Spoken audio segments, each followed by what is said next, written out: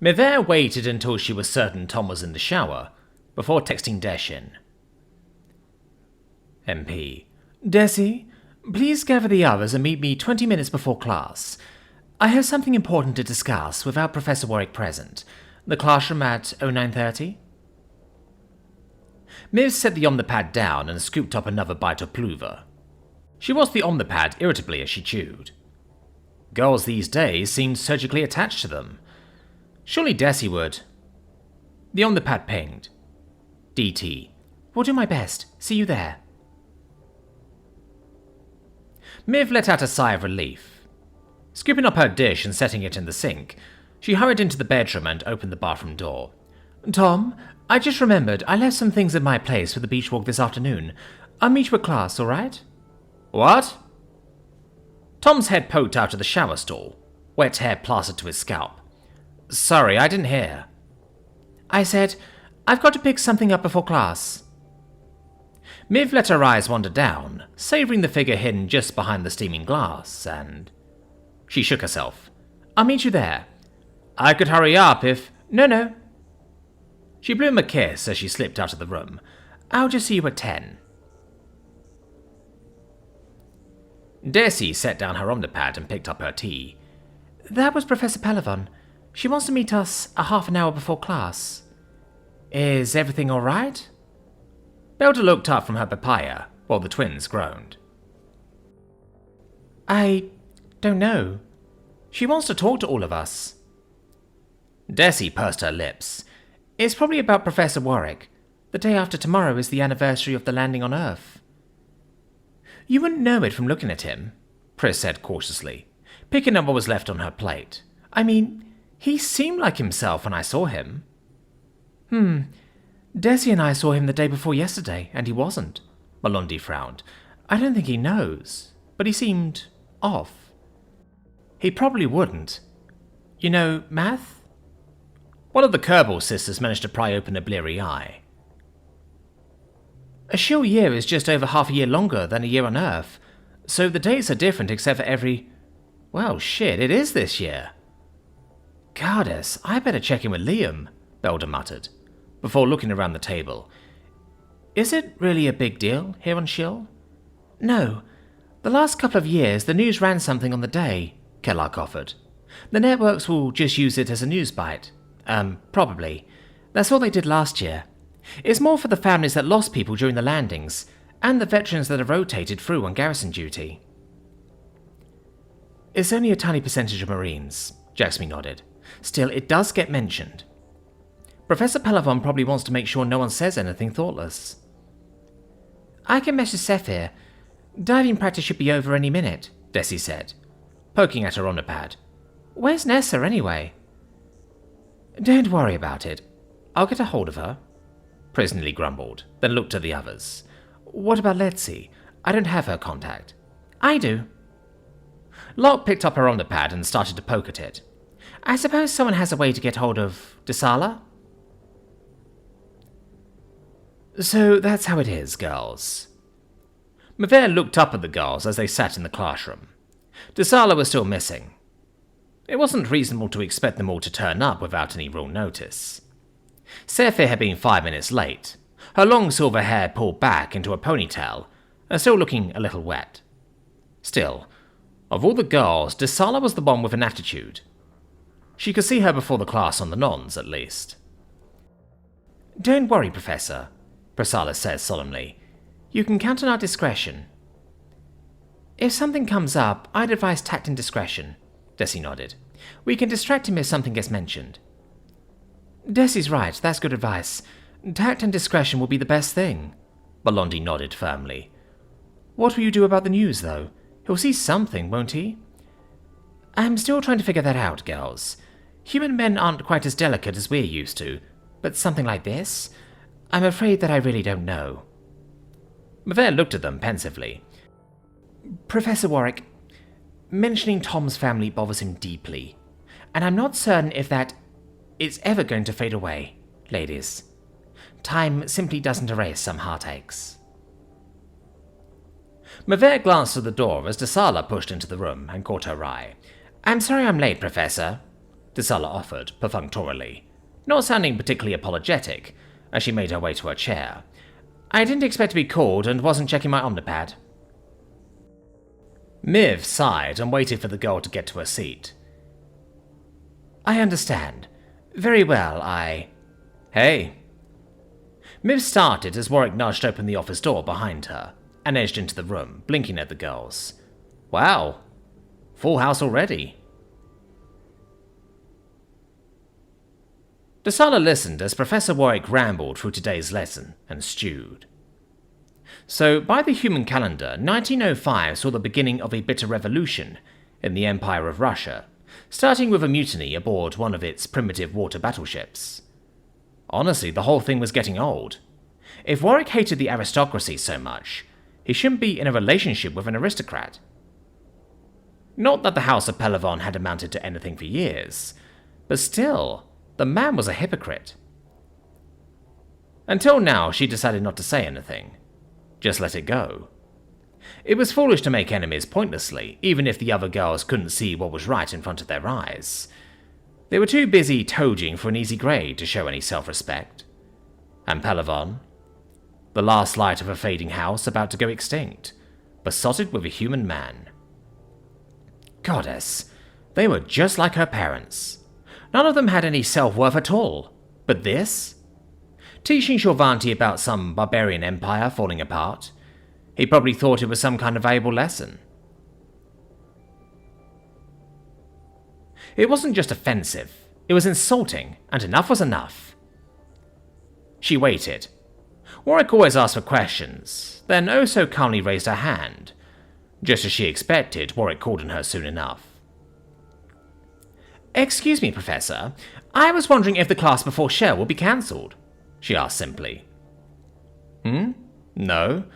Why do you ask, Dihsala? Warrick looked confused, and inside Dihsala felt a surge of hot pride. Out of the corner of her eye, she could see the panic start on Pelavon's face. After that visit with her parents, it was only fair. Let her feel what it was like to be dropped in the riptide. Well, to let you take some time off, since it's the anniversary of the landing on Earth. Tom could no longer hear what she was saying, as the blood rang in his ears. It felt like someone was sitting on his chest, and he stared, stricken. I forgot? The pounding in his head was growing stronger. The air. He couldn't breathe. Faces peering at him. Shorvanti faces. It felt like he was seeing the world through old glass, brittle and coloured with age. How could I have forgotten? How? Had the room gone silent, or had he gone deaf? It felt like the walls were closing in. The weight on his chest was getting worse. I have to get out. Tom picked up his Omnipad and tucked it away, staring into space, letting his reading thoughts go into automatic. Professor Pelavon, please, finish the class for me. It wasn't even a question. Didn't pause to hear the answer. The door was there and he was walking out. Needed to get out. His head, the ringing in his ears, clamoured like the start of a migraine. Reaching the exit, he looked around at the grassy commons like he was seeing it for the first time. I'm here. On Shill. These people killed them, sucked me in, dragged me across the galaxy, and I forgot! His breath felt like it was coming in fits and hiccups, and he sagged against a nearby bench, waiting for the buzzing in his head to clear. It felt like he was swimming in molasses, and he clasped his hand over his mouth, trying to hold back the surging panic. They killed them both, and I forgot. I forgot! I need to get away from this. The apartment. Their pictures were there. I need to see their faces. Melondi was so angry she was seeing blue. People talked about it happening, and you heard stories, but until now she wouldn't have believed that you actually could. Sitting there rooted in her chair, she flailed for words, watching Professor Pelavon desperately try to finish the class, before grabbing her Omnipad and running for the door. You insufferable Taurox, In the utter silence of the room, the whisper was as loud as the sea, and deep as an empress's outrage. "What did you just call me? You little..." Dihsala snarled.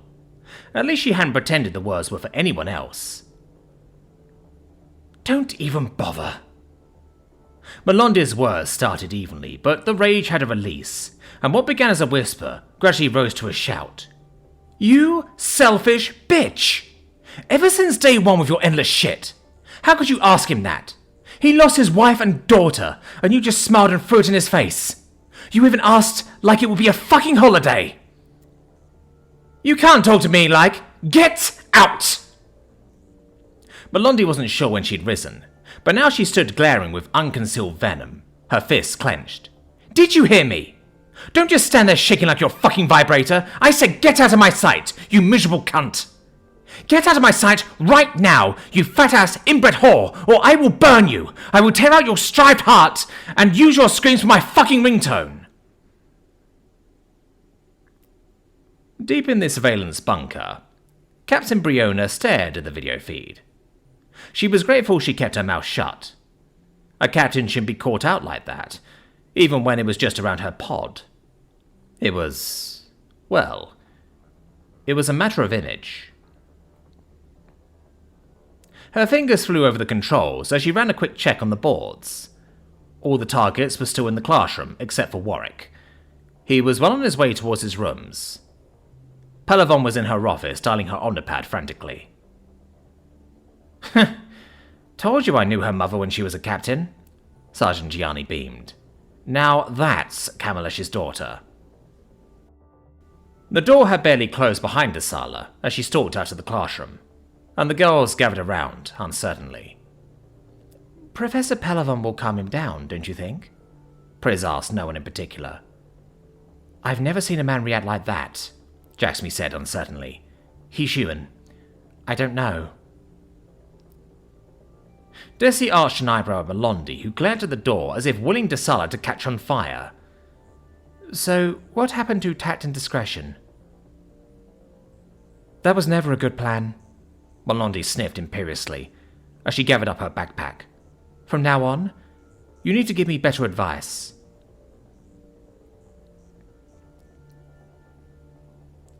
Tom's academy jacket lay on the floor, forgotten. Taking the photograph from the wall with shaking fingers, he cradled it tenderly as he searched through his memories. The dinner out on that cruise. How beautiful she looked in that dress of midnight blue. Every line of her face and curve of her body was there, locked in the moment for eternity. And he remembered how proud he'd been, escorting her to dinner. He lifted his gaze, looking at the picnic. That last summer before the landings. He was there, holding his daughter, and together they smiled out, certain of futures that had burned away in an instant. A promise that had evaporated in a moment of actinic light and the fires of arrogance. He spent years looking back through the photographs, but these were his favourite. A few bars of Santana rang out from his pocket. Miv's ringtone. That made 5 or 6 calls now, and he tossed the omnipad onto the couch. He didn't want to answer, and didn't want to explain why. Not yet. He glanced over to the kitchen. There were bottles there. Mr. Black was waiting to talk to him. So was Johnny Walker. But he never found solace in drink, and he tossed the idea aside, looking back down at the picture in his hands. "House, play the Forbidden List," he called out to the emptiness. The room had started to feel lived in over the last few weeks, with pictures here, a couple of things there. Now all he saw were the gaps, the spaces where things holding memories were missing. "Tom, requesting your confirmation code," the apartment AI answered. "If she can stand it, I can. Play it," he snarled. "Playing Forbidden List. 3 songs shuffled," House spoke, just before the first few drum beats echoed through the living room. "I find that I am shaking, from my head down to my feet. My hands are sweating so bad, and I can barely speak. I read between the lines here, but don't know what to think. It's a guessing game. The pictures weren't helping. The music wasn't helping. Why would they? He'd wrapped himself up in both for years, and they'd only been a bandage. Here he was, right back where he'd started, inside. He moved to the door and grabbed a jacket. He needed to be somewhere with no walls. The cliffs. Was it the face? Was it the moves? Was it the way that she just knew me? Was it the meaning behind every smile?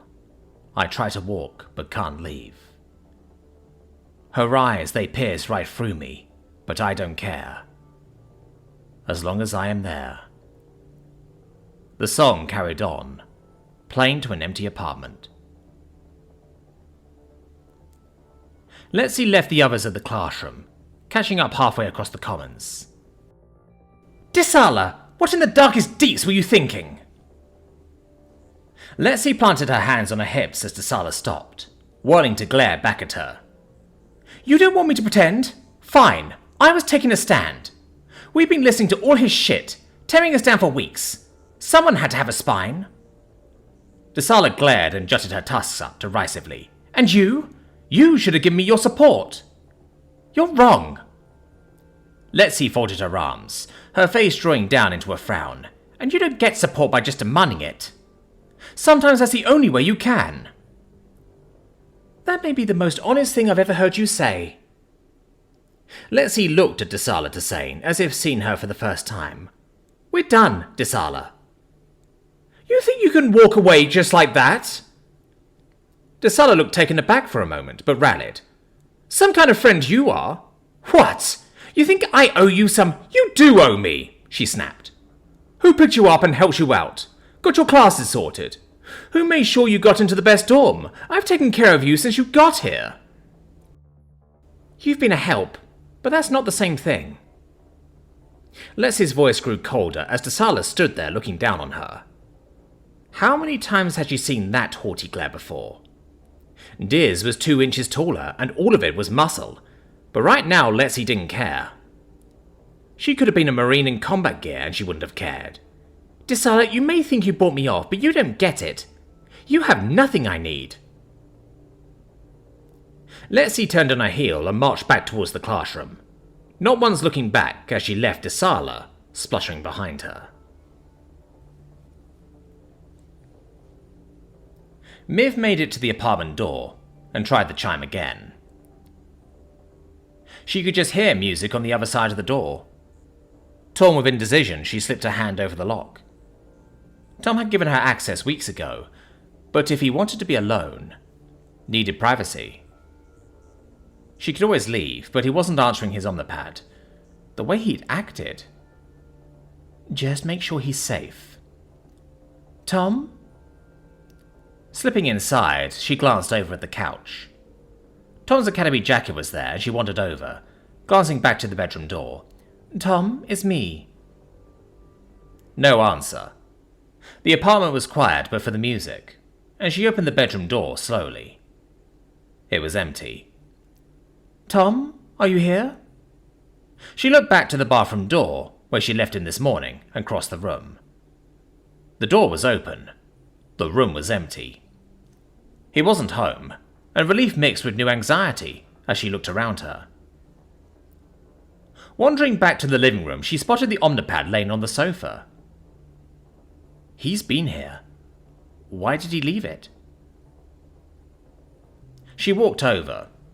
The device lay beside the picture he kept of himself holding his wife. Picking the frame up, she glanced at the empty spot on the wall, then back at the face of a woman she'd never known. The music paused as one song ended and another began. How long did I miss him by? What was he listening to? Goddess, why didn't I learn better English while I was there? Music was his compass. She'd known for ages how to tell what he was feeling by the music, the things he unconsciously hummed or sung under his breath. Pulling out her Omnipad, she opened up the translator app. After a few moments, words started to scroll across the screen and she felt her heart turn to ice.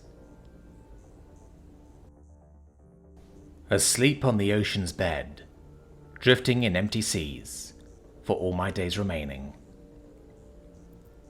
Miv tried to find the context, but the meaning was clear enough. It was sorrow and emptiness. If there was a song born in the deep, why must I? Why should I? Why should I cry for you? Why would you want me to? Miv looked away from her pad at the picture in her hands, the smiling woman looking back at her. No, I am not losing him to you, she whispered. Craig, please hear my prayer. Don't let me lose him to the dead. Yes, ma'am. We'll call if he shows up. Yes, goodbye. Desi slipped her omnipad back into her coat pocket and looked over at Melondi. There was Professor Pelavon. She hasn't seen him. Mel looked back at Desi with a worried expression, and the Kerbal sisters looked up from the chessboard. He's never missed chess club before, one of the twins offered. Her sister nodded thoughtfully before chiming in. He was pretty upset. Maybe he went to the library. That's an idea. Lynn, can you and Mara stay here and finish your game? Just hang out a while in case he turns up? Melondi got up from the table, grabbing her pack. Desi, I'm going to the library. Can you come with me and show me? You bet. I'll call the others too. Desi was already halfway to the door, and Melondi looked after her friend for a moment. She knew Desi was closest of all the girls to the professors. It must be getting to her too. I'll come. I'm the odd girl out here anyway without a partner. Belda got up and swept her belongings into her backpack, looking up to Melondi. Anyway, 3 will cover ground a lot better than 2. Mavere leaned against her bedroom wall after ending the call with the girls. He wasn't at the library. He hadn't been in the office, and he hadn't been at home. He'd missed the chess club, wasn't in the library or the exhibit, wasn't with Jama. No one had seen him. She wanted to pound the walls in frustration. It was a big campus, but she wasn't going to call security. Not just yet. Tom was a grown man, but if she didn't hear from him before dark... Miv clenched her hands again.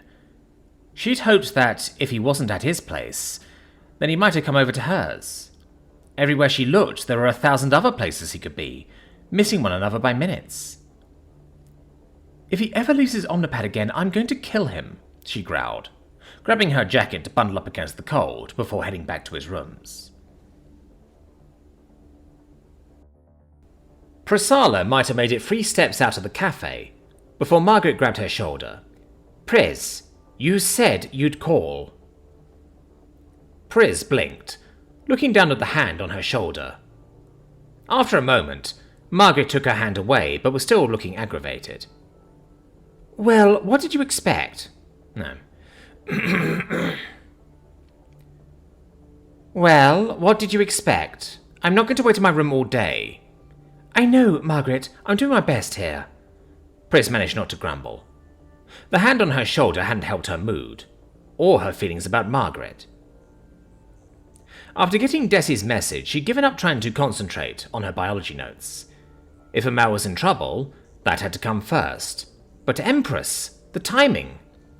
She checked every restaurant on campus. Pris looked around the commons, scanning the various people passing over the green and hoping to spot someone useful. There was no sign of Professor Warrick, but there wasn't any sign of Nesra and Ralar either. Now she had Margaret in her face. Goddess, I really don't need this. Am I boring you? I want an answer. Mag's surly tone brought Pris back to the moment. Do I have to call the police? A private investigator? Why are you hiding him from me? I am not hiding my brother from you, Mags, believe me. Look, I just don't have time for this. Someone's gone missing and we think they're in trouble. Someone else? Margaret reined herself in. Just.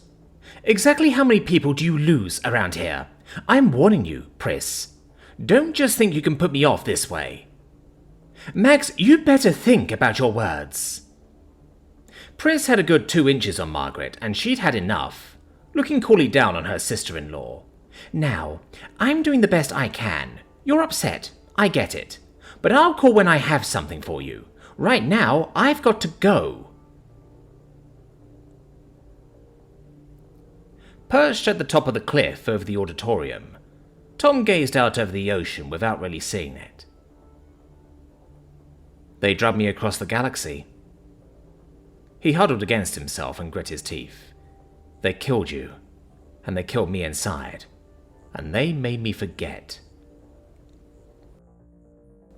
If I could do anything to bring you back, my love, I would. The sunlight streamed down over the waters as the sun fell towards the horizon, but he had no eyes for it as he whispered to the horizon. I shouldn't be here. It should be you, our daughter, instead of me. I thought I knew all about living as a husband and father, and they took it all. He punched down against the dirt, feeling the pebbles and stone cut against his flesh. I look at your picture every day, trying to remember the sound of your voice and the smell of your hair. Every single detail. They tore my heart out. His voice was ragged with the pain and rage that roiled inside him, stewing like poison and bile. The years I spent walking through my life like a zombie. I miss you. It still felt like someone was standing on his chest, and he curled in on himself, closing his eyes, ignoring the sigh of the wind blowing in from the sea as his whisper turned into a growl. One of them walks into my life and sweeps me off my feet, brings me here, and before I know it, there's a line of people ready to use me, pull me here and stuff me in a suit to prop me up like an exhibit in a freak show, set up by some bitch with a ghostwriter who wants to stick her hand up my ass and use me like a sock puppet. I get answered with derision and torment, all smiles to my face and betrayal at my back. They crucify me in their hearts, and I've had enough, he snarled, shaking with rage despite the cold wind blowing in off the sea. I am tired of sitting here and taking it. I'm tired of smiling at vacuous parents and their venomous offspring. I am tired of the feeble hope I can make a difference with these people. I can see it in their faces. I can hear it when they speak, treating me like a mental deficient or some kind of sex toy. They expect to stab me in the back and not return the favor? Just sit here and take it? I'm so fucking tired of it all. I am so fucking tired, he said, burying his head in his hand, as the surf crashed below him, unheeding. Captain Celani watched the main feeds. The objective was searching for Warrick with her friends. She was nowhere close to finding him. Neither were any of the others. Pulling up the satellite feed and scrolling over, she could see him there on the cliff, the turbulent ocean pounding 100 feet below him. He hadn't moved in an hour, but was that good or bad? Sergeant Vaco. Yes, Captain? Vaco looked over. She and Celani had been watching nervously, their evening chess game forgotten. Vaco, take the left seat. Celani, you're on backup, she ordered, making her decision. I'm going out to check on Target 5. Vaco blinked. Captain, I'm worried too, but we're not supposed to go out. The campus is clear of threats, the boards are blue, and we are not redeploying any field agents off covering the objective. Celani reached down and grabbed up her omnipad. I'm grabbing a comm. Keep an eye on Target 5. But Captain, if... Sergeant, in 2 or 3 years, I'm not explaining to Princess Calera why we just ate dinner and watched her favourite teacher jump off a cliff. Does that sound good to you? No. Celani made for the door as Vaco took her seat. There's a male out there in distress, and we are not going to just sit here. That's my lie, Celani thought, as she bolted up the hallway, and I'm sticking to it. I'm so fucking tired, he whispered, rubbing his forehead before looking out over the ocean. It was fall, and the sun was already kissing the horizon. Below him, the surf rolled and boomed and echoed against the cliffs. What would you tell me, love? Tom gazed out at the horizon, and he knew. You'd ask what Mavere is like, and Shalea. You'd like them both, I think. Especially Leia. You'd hug me. Then you'd tell me that here, I'm a teacher, not a man. I'm a teacher. And what am I teaching? What about their pain? I saw it on their faces. Well, except for Dihsala, he snorted and shook his head. But the rest? They had nothing to do with this. And you'd ask me what I want to teach them? Do I want to show them that humans can never forgive? That we have to drag others down in our hate? That I love my pain more than anything else? Or anyone? These are teenagers in my care. They didn't ask to inherit this mess. They haven't lived their lives yet. These aren't their failures. It's not their fault. Or Miv's. Or Leia's. I am a teacher, not a man living alone in his memories. Breathing seemed easier, the weight in his chest lighter now. What do I want to teach these women? That forgiveness is pointless. To pass their pain on to the next generation. I know these girls. I know their minds. I've seen their hearts. This isn't about them. This is about me. It's time to stop clutching onto the past. He could see his wife smile, but he could feel Mavere's touch as well, and every word felt like another brick laid in his wall of resolve. I am here, and I am not old, and I am not done. This is still my time, and I will show them that violence is not strength, and compassion is not weakness, that we are not barbarians. That your life had worth. I will go through this with them. The good and the bad together, and I will prevail. Take them with me, and keep you in my heart. I will not quit, I will not forget, and I will not be silenced. He closed his eyes to the alien sunset, and felt the wind on his face. I will speak our truth. His words were lost to the wind, but he whispered them all the same. And may every god and goddess have mercy on us all.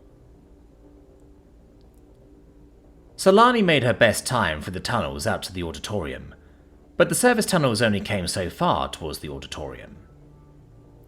It was still a relief to pry herself out. Even without her armor, the walls felt uncomfortably close, and she drew in a breath of fresh air after locking the gate. P61 to control, she said quietly in the gathering twilight. Sit rep on target. Control actual. Target is up and moving. He's almost down the cliff. Cut right 20 degrees for intercept. Baker responded crisply. Captain, are you sure you want to do this? Celani dithered a moment before cutting right up the path. Control, I'm just going to check. Maintain comms. I'll be back before you know it. Professor Warrick? Tom had been watching his footing as he made his way down the path, and he startled for a moment. Just down the trail, a lone woman waited, looking at him expectantly. She wore a distinctive black uniform, and he nodded, coming a few steps closer. Dr. Livingstone, I presume? That's some human metaphor, she said, and Tom gave her brownie points. Most Shorvanti would at least act confused. But then, it made sense, didn't it? Let me guess. Security for the princess? Looking her over, it wasn't much of a leap. Even a few feet below, she could look him in the eye, easily 7'4" and all muscle. She wore her stark silver hair cropped tight on the sides, spilling into a lock just over one eye. The black catsuit was almost redundant. Every inch of her screamed marine. What had Melondi said? 6 pods of Desert Commandos? Well, fuck me. Yes, she's out searching for you, sir.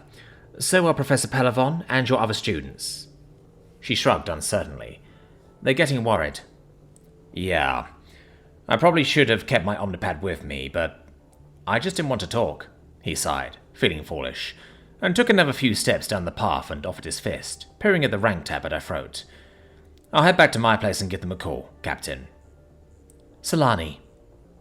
She blushed slightly, the afternoon sunlight turning her mauve. I'd appreciate that. That is, A lot of people care about you, Professor. Well, were you thinking of harming yourself? Call me Tom. And no, I wasn't. Tom was too tired to bridle at the question, and he shook his head. I faced that demon a long time ago. I'm good, though I appreciate you checking. You're welcome, Tom. Celani smiled tentatively before bumping his fist. If you don't mind my asking, how did you guess? That you're one of her guards? It just makes sense, doesn't it? Tom supposed it was a natural question. I mean, I've had suspicions about a few lingering groundskeepers, but if I didn't know, I'd never have guessed. I expect you're always watching her. Probably even have cameras in the classroom?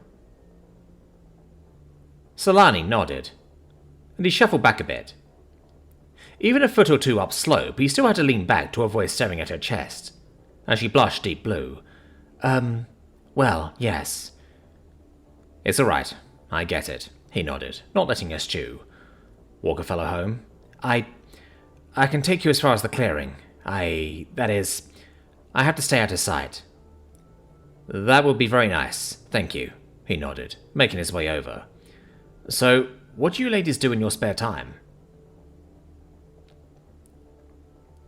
Mevere had been in his arms after he got home. In fairness, he'd been in hers, but she let go eventually. She hadn't quite tackled him in the living room, but it felt like it. She'd been worried. She was angry. How could he leave his omnipad? Why hadn't he taken it with him? Where had he been? Along with the explanations, he'd held her close, promising never to do it again. She was still upset, but it was all the way someone said, "I love you," without the words.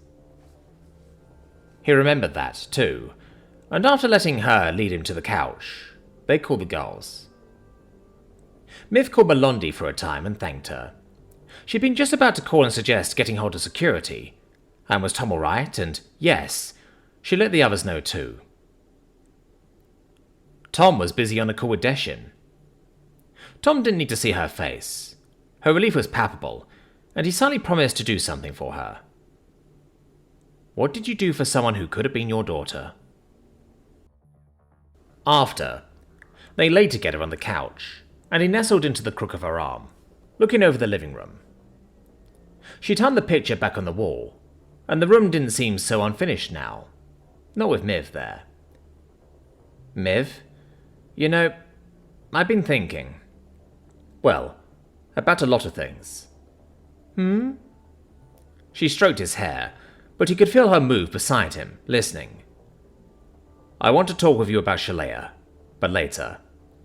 Anyway, there's something I want to do for our next class. Belda waited as the call to Liam rang.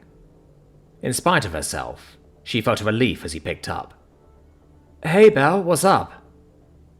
His voice came over the pad, and she smiled. It's kind of been a rough day. She stared at the walls of her room. Wasn't that the kind of thing her mother said? It felt weird, but it was right. So was what she was feeling.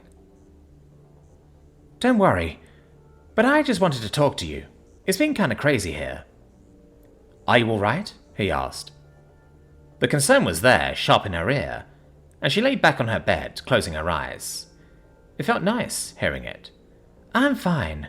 One of the other girls was just being a total bitch, and we had a big scare over nothing. Is that something new? No, I think she pretty much lives in full bitch mode, Belda grinned, rolling back against the pillow.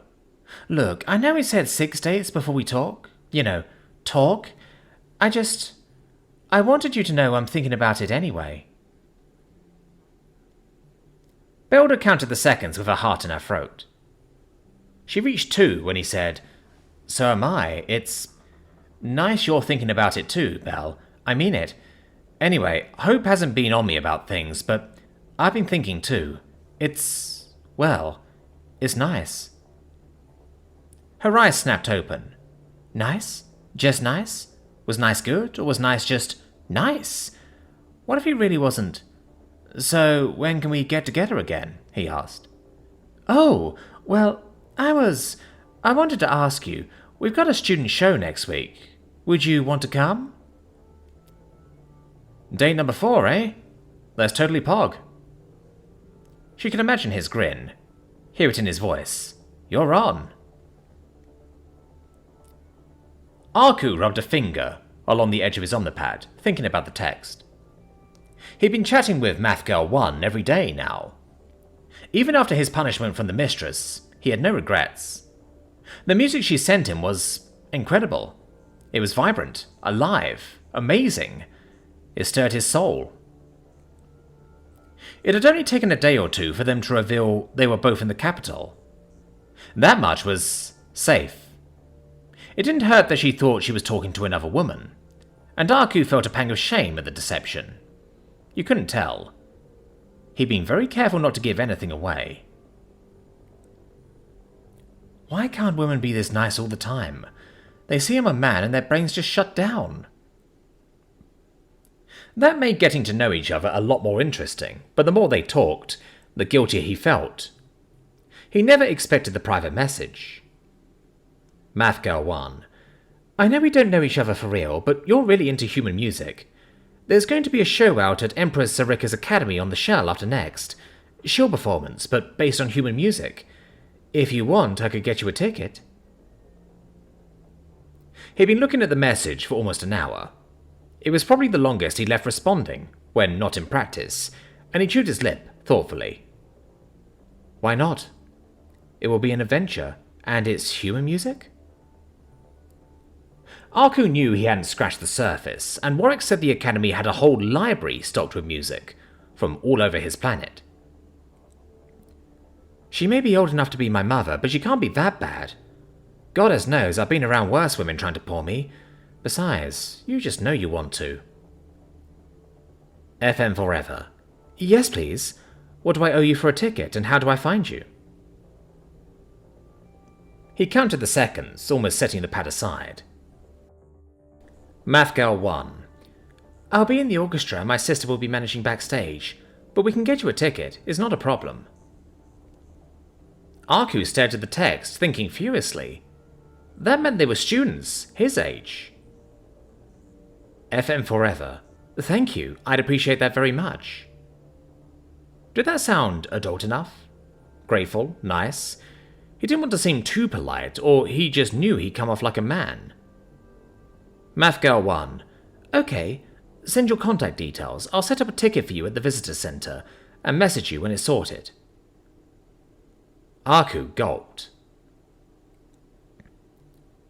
Malondi closed the door to human food and stepped into the foyer. Vedeem wasn't there in the dining room, but the manager, Mr. Dihsala, saw her and glided over. Am I supposed to feel 3 feet tall? Good evening, sir. She hesitated. Dihsala was looking at her expectantly, but otherwise giving her nothing. I was wondering, is Vedeem in this evening? He's in the kitchen, young lady. I hope you're going to behave yourself.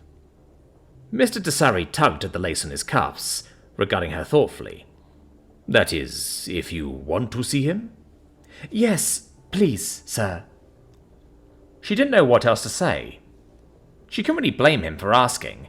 It just sounded so lame, and she made herself not fidget as he thought it over. Fine. Dihsala looked away, and might have waited for 2 whole heartbeats before looking back, flicking a hand towards the kitchen. I said fine, what you waiting for? Go, go, go. Just be nice. He's been moping around for days. Malondi pressed into the kitchen, carefully avoiding the waiters coming out the other door. Vedeem was there, off to the back and bent over a stove, working. She passed by some of the other cooks, trying to ignore the glances her way. She never felt like an intruder before, and her stomach felt tied in knots, but she managed to make her way over without his noticing, and cleared her throat. Hi. Malondi felt her eyes wanting to look anywhere else as Vedeem jumped, startled as he turned. The other chefs were already making themselves scarce. Goddess, does everyone know what a mess I made? Hello? Collecting himself, Vedeem pushed away the bowl he'd been mixing and turned to look at her, daintily brushing his hands clean on a towel. Can I help you? Guests aren't really allowed here in the kitchen. Your father said it was all right. Malondi tried not to squirm and knew she was feigning badly. Please, I need to apologize to you. You were so nice to me and there were reasons I thought I couldn't say anything back. I didn't want... What I wanted was... What do you want exactly? Vedeem set the towel aside, still trying to look cool, but the hurt was there on his face, and her stomach twisted again. Could we please start over? Please? I made a cheesecake for you, he said, puffing up and tugging at his cuffs, looking just like his father. I don't cook for just anyone, you know. No one's ever cooked for me like that before, she said sheepishly, shoving her hands behind her back so he wouldn't see her fidget. I'm sort of, well, the youngest, and my family is all spread out. I mean, it was really good.